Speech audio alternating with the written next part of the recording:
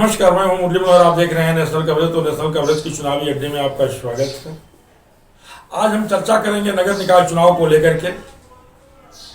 24 तारीख को नामांकन का अंतिम दिन था।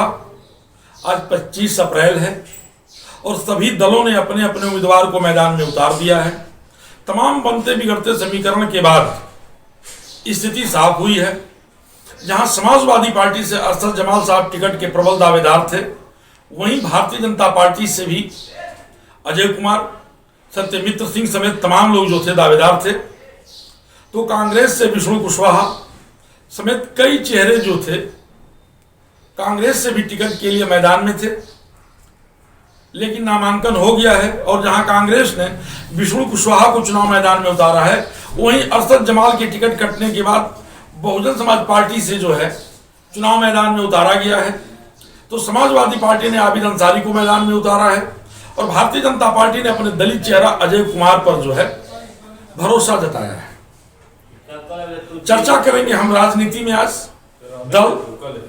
दलों की तैयारी और चुनाव पर। आज 25 अप्रैल है और 11 मई को चुनाव होना है। समय बहुत कम है। तो आज हमारे साथ हमारे स्टूडियो में जो सबसे खास मेहमान है वो कांग्रेस के जिला महासचिव मधुसूदन त्रिपाठी जी हैं। आइए हम आपसे बातचीत करते हैं कि कांग्रेस का जो है इस चुनाव को लेकर की तैयारी कैसे है और इस रण को कैसे जीता जाएगा। इन तमाम बिंदुओं पर चर्चा करने के लिए मधुसूदन त्रिपाठी जी हमारे साथ खास मेहमान के रूप में स्टूडियो में आज मौजूद हैं। मधुसूदन जी, आपका नेशनल कवरेज में बहुत बहुत स्वागत है। और बनते बिगड़ते समीकरण के बाद समाजवादी पार्टी की साइकिल को छोड़ करके अरशद जमाल जो है बसपा के हाथी पर सवार हो गए हैं। तमाम दिग्गजों को पीछे करके भारतीय जनता पार्टी ने जो है विजय कुमार को टिकट दिया है। इस बार वर्तमान चेयरमैन तैयब पालकी चुनाव मैदान से बाहर हो गए हैं और साइलेंट मोड में है। किसी दल ने उनको टिकट नहीं दिया और वो चुनाव मैदान में भी नहीं है। तमाम लोगों का राजनीतिक भविष्य दांव पर लगा हुआ है। ऐसे में कांग्रेस की क्या तैयारी है बनते बिगड़ते समीकरण में?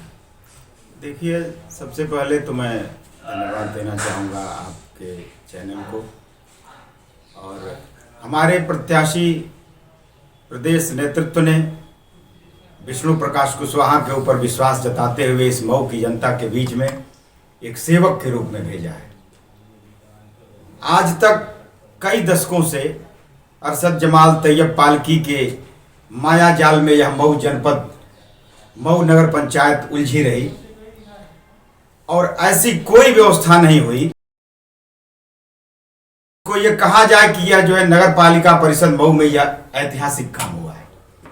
जो भी काम आपको दिखाई दे रहे हैं कांग्रेस के जमाने के आदरणीय स्वर्गीय इस जनपद के शिल्पकार कल्पनाथ राय जी के द्वारा ही यह सृजित किया हुआ जनपद और उन्हीं के दी हुई सारी जो है परिस्थितियां और स्थितियां हमारे सामने हैं।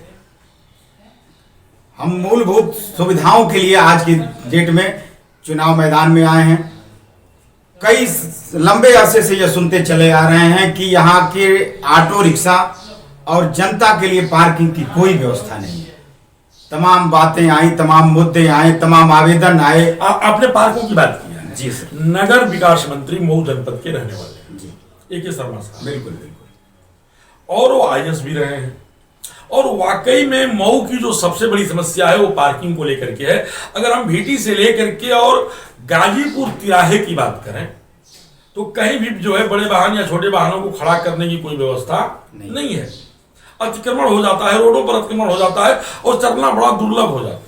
ऐसे में कांग्रेस अगर अपना चेयरमैन बनाती है तो सबसे पहले जो है पार्किंग की व्यवस्था कहाँ? बिल्कुल बिल्कुल, यही हमारा सबसे पहला लक्ष्य ये है कि पार्किंग की व्यवस्था नहीं होगी तो हमारे यहाँ की जनता जितनी समस्याएं झेलती हैं, गाड़ी खड़ी करके चले जाते हैं, कहीं कोई खुरुच आ जाता है, कोई समस्या आ जाती है, रोड पर खड़ी होने से तमाम गाड़ियों का चालान होता है। सरकार चूंकि प्रशासन तो अपना काम करेगी, लेकिन जब व्यवस्था जनता को नहीं मिलेगी तो वो गाड़ी की पार्किंग रोड पर ही करेगा।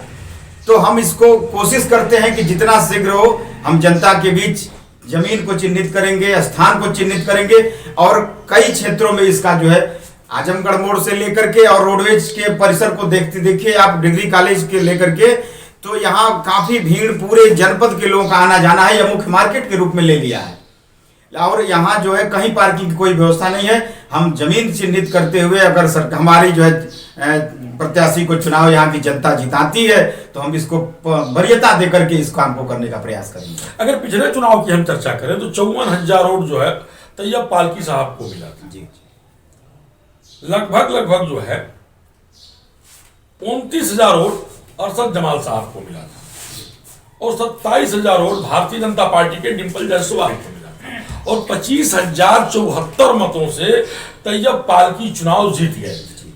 इस बार 54 गांव नए प्रतिमन में जोड़ा गया है जिसमें लगभग 50,000 मतदाता बढ़े हैं और मतदाताओं की संख्या 2,95,000 हो गया है।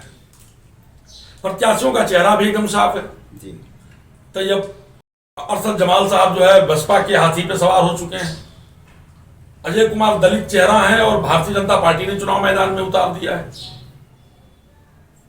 एकदम नए चेहरे को आबिद अंसारी को समाजवादी पार्टी ने साइकिल की सवारी करा दिया है। ऐसे में इस बड़े आंकड़े को कांग्रेस कैसे कवर कर पाएगी?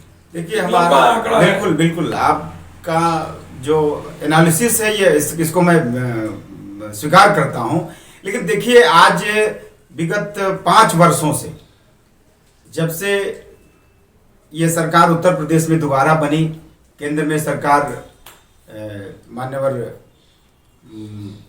नरेंद्र मोदी जी की बनी, तब से तमाम बातों को लेकर के इनकी गलत नीतियों को, इनकी व्यवस्थाओं को जहां भी गलती पाई गई सड़क पर उतरने का काम कांग्रेस ने किया और हमारे आदरणीय राहुल गांधी ने किया।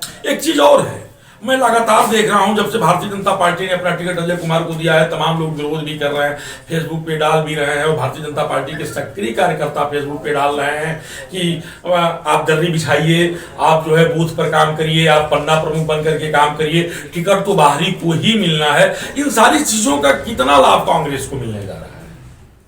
हम जितना मेहनत किए हैं, हमारी पार्टी शीर्ष नेतृत्व जितना परिश्रम की है, सड़कों पर आकर के उतर करके और जनता के बीच अपनी बातों का रखने का काम हमने किया है, उसी के आधार पर हम आज अपने इस विश्वास के साथ हम प्रत्याशी अपना उतारे हैं और एक छोटे से कार्यकर्ता को हमारी पार्टी ने टिकट दिया है, धन बल को छोड़ करके। और आज हमें कार्यकर्ता को जो दरी बिछाने का काम करता था वैसे प्रत्याशी को हमने उतारा है कि यह जो है अपनी बातों को। और कांग्रेस की रणनीति क्या है? कांग्रेस की इस रणनीति के चुनाव लड़ने जा रही है। हमारी मुख्य मुद्दा नगर पालिका परिषद की स्थिति पर है, मतलब कि हम जो है निजात दिलाएंगे यहाँ की जाम से, बजबजाती नालियों से निजात दिलाने का काम करेंगे और बिजली, सड़क, सुरक्षा सारी व्यवस्थाओं पर हम विचार करेंगे और अपनी जो है नई नीतियों को लागू करके और इस पर जो है जनता के बीच लाने का काम करेंगे। जनपद के कितनों सीटों पर जो है कांग्रेस इस बार चुनाव लड़ रही है? लगभग 3 नगर पंचायत और एक नगर पालिका, 4 पे चुनाव लड़ रही है। उस 4 पे बड़ी दमदारी के साथ कांग्रेस चुनाव लड़ रही है। बिल्कुल उपस्थिति दर्ज कराने के लिए, चुनाव जीतने के लिए हम चुनाव जीतने के लिए भी आप लोग लड़ रहे हैं। बिल्कुल। आपको क्या लगता है कि 4 सीटें में कितनी सीटें आप लोग जीत पाएंगे? वैसे तो हम तो सभी चुनाव सारी सीटें जीतेंगे। कुर्ती जाफरपुर में हमारे बहुत अच्छे प्रत्याशी हैं और ये घोसी में भी हमारे प्रत्याशी हैं।